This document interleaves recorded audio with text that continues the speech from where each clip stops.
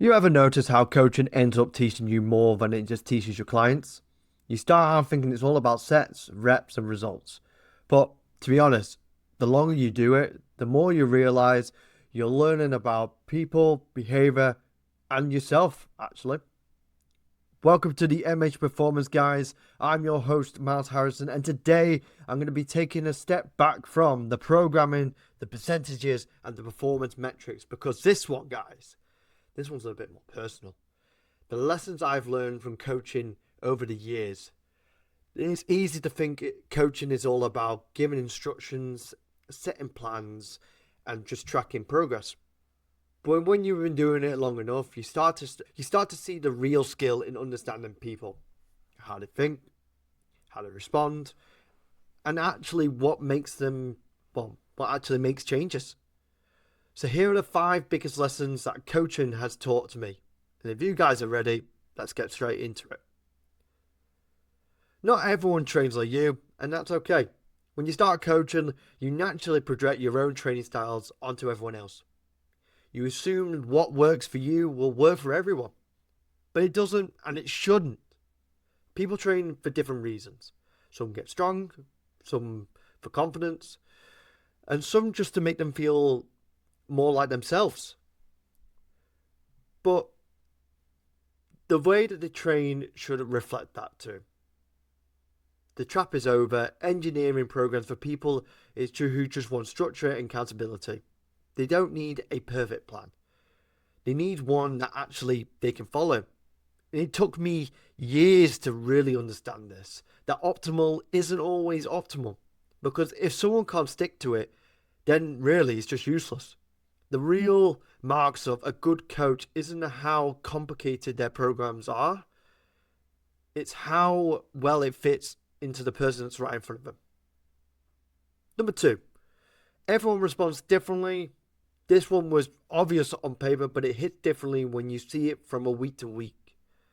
2 people could do the exact same session, same load, same effort. One thrives, and the other one looks like they get wrecked for days. That's not bad programming. That's just human variability. Stress, sleep, hormones, nutrition, mindset, all of it plays a massive part when it's someone has to adapt to it when it comes to training.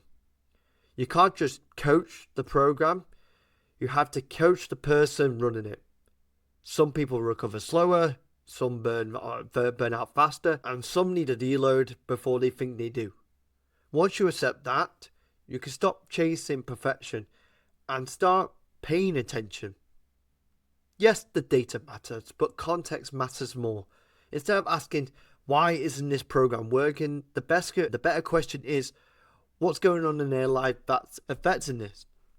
That's where good coaching happens, in my opinion, really.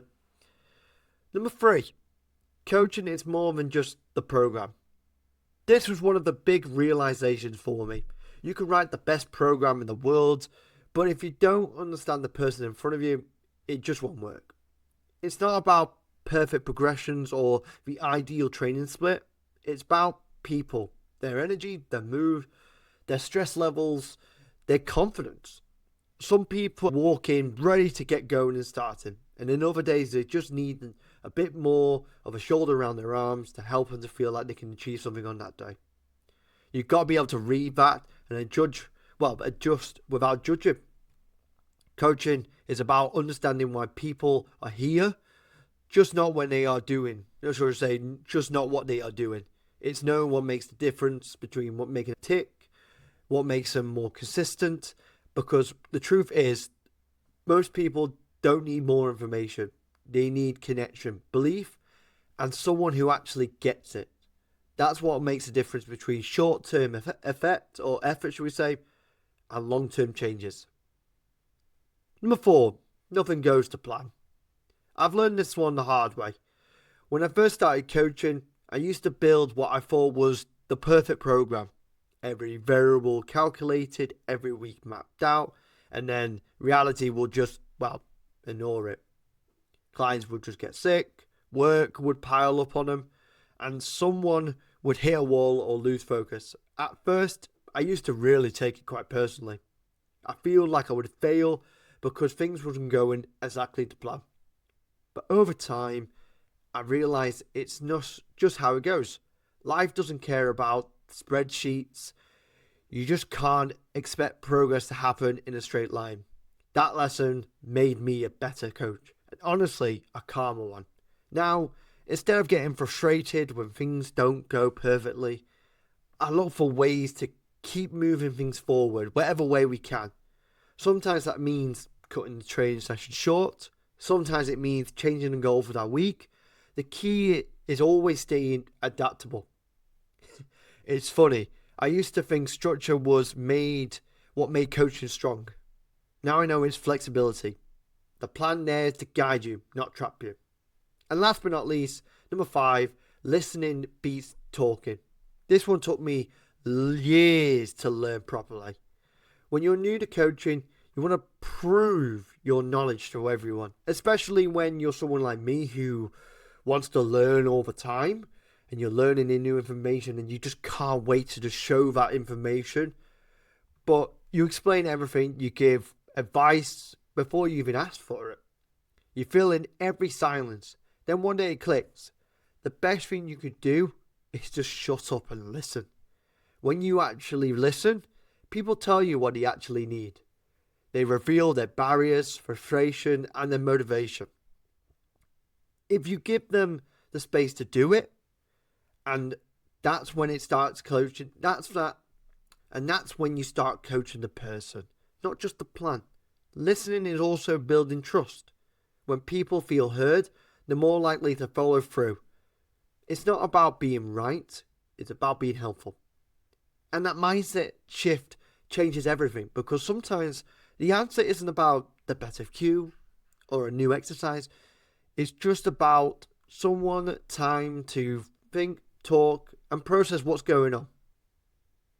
So right guys, those are the 5 biggest lessons I've learned as I've learned from being a coach. Let's go through it. Not everyone trains like you. Everyone responds differently. Coaching is more than just a program. Nothing ever goes to plan. And listening beats talking every day of the week. Coaching isn't about being the smartest person in the room. It's about being the one who helps people make progress, whatever it looks like to them.